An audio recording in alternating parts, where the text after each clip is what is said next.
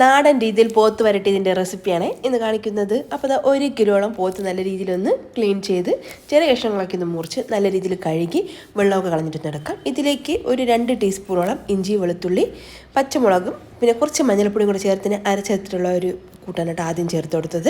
പിന്നെ ആവശ്യത്തിന് മഞ്ഞൾപ്പൊടിയും 1 ടീസ്പൂൺ പെരിഞ്ജീരകത്തിൻ്റെ പൊടിയും 1 ടീസ്പൂണോളം കാശ്മീരി ചില്ലി പൗഡറും കൂടെ ചേർത്തിട്ട് നല്ല രീതിയിലൊന്ന് മാരിനേറ്റ് ചെയ്തിട്ടൊന്ന് മാറ്റി വയ്ക്കും. ഒരു 10-15 മിനിറ്റ് ഒന്ന് മാറ്റി വെച്ചാൽ മതിയാകും. അതിനുശേഷം ഞാൻ ഒന്ന് സ്റ്റവ് ഒന്ന് ഓണാക്കിയിട്ട് അതിലേക്ക് ഞാൻ വെച്ച് കൊടുക്കുകയാണ്. ഒരു മൺചട്ടി തന്നെയാണ് ഇത് വേവിച്ചെടുക്കുന്നത്. നമുക്ക് വേണമെങ്കിൽ കുക്കറിലും ചെയ്തെടുക്കാം. ഒരു 4 വിസിൽ കൊടുത്തു കഴിഞ്ഞാൽ എന്നിട്ട് തന്നെ ഒരു പ്രഷറൊക്കെ ഒന്ന് റിലീസ് ചെയ്തതിന് ശേഷം തുറന്നു നോക്കിക്കഴിഞ്ഞാൽ പക്ക പെർഫെക്റ്റ് ആയിട്ട് കുക്കായിട്ട് കിട്ടും. പിന്നെ ഞാനതൊരു നാടൻ രീതിയിൽ തയ്യാറാക്കി എടുക്കുന്നതുകൊണ്ട് ആ ഒരു മൺചട്ടിയിൽ തന്നെ ഒന്ന് വേവിച്ചെടുക്കാൻ കേട്ടോ. പിന്നെ അതുപോലെ തന്നെ ഇതിലേക്ക് ആവശ്യത്തിനുള്ള ഒരു 10-20ഓളം ചെറുകുള്ളി തൊലിയൊക്കെ കളഞ്ഞിട്ടൊന്ന് ക്ലീൻ ചെയ്തൊന്ന് എടുക്കുകയാണേ. അപ്പോൾ ഇടയ്ക്കൊന്ന് അടപ്പൊന്ന് മാറ്റിയിട്ടൊന്ന് ഇളക്കി കൊടുക്കണേ. ഹൈ ഫ്ലെയിമിൽ വെച്ചിട്ട് നമ്മളിത് കുക്ക് ചെയ്ത് ആദ്യത്തെ ഒരു 15-20 മിനിറ്റോളം ഹൈ ഫ്ലെയിമിൽ വയ്ക്കാം. അപ്പോൾ തന്നെ ഇതിൽ നിന്ന് വെള്ളം വന്നു തുടങ്ങും.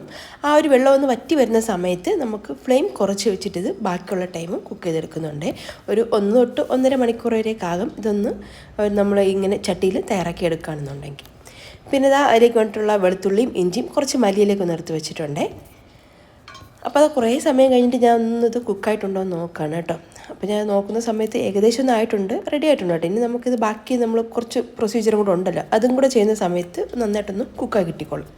അപ്പോൾ ഞാൻ ഒരു കടായിലോട്ട് 2 ടേബിൾ സ്പൂൺ വെളിച്ചെണ്ണ ഒഴിച്ച് കൊടുക്കുന്നുണ്ട്.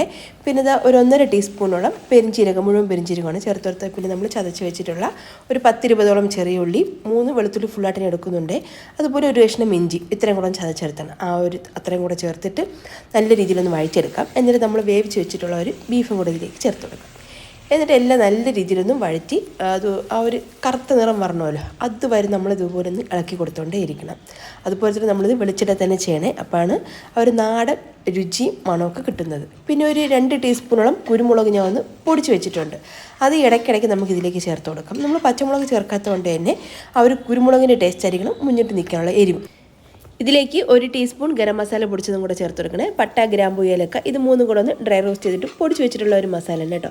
അതും കൂടെ ചേർത്ത് പിന്നെ നമുക്ക് ബാക്കിയുള്ള കുരുമുളക് പൊടിയും കൂടെ ചേർത്ത് നല്ല രീതിയിലൊന്ന് വഴറ്റി ഈ ഒരു നിറം ആകുന്നവരൊന്ന് ഡ്രൈ ആക്കിയിട്ടൊന്ന് എടുക്കണേ. അപ്പോൾ ഇതാണ് കേട്ടോ അതിൻ്റെ ഒരു കറക്റ്റ് പാകം എന്ന് പറയുന്നത്.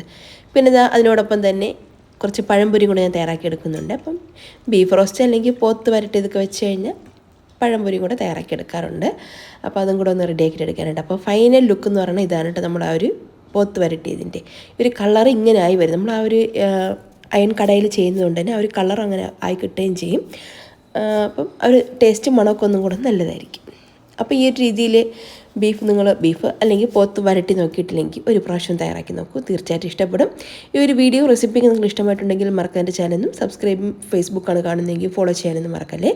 അപ്പോൾ ഈ വീഡിയോ കണ്ട എല്ലാ കൂട്ടുകാർക്കും താങ്ക്സ്.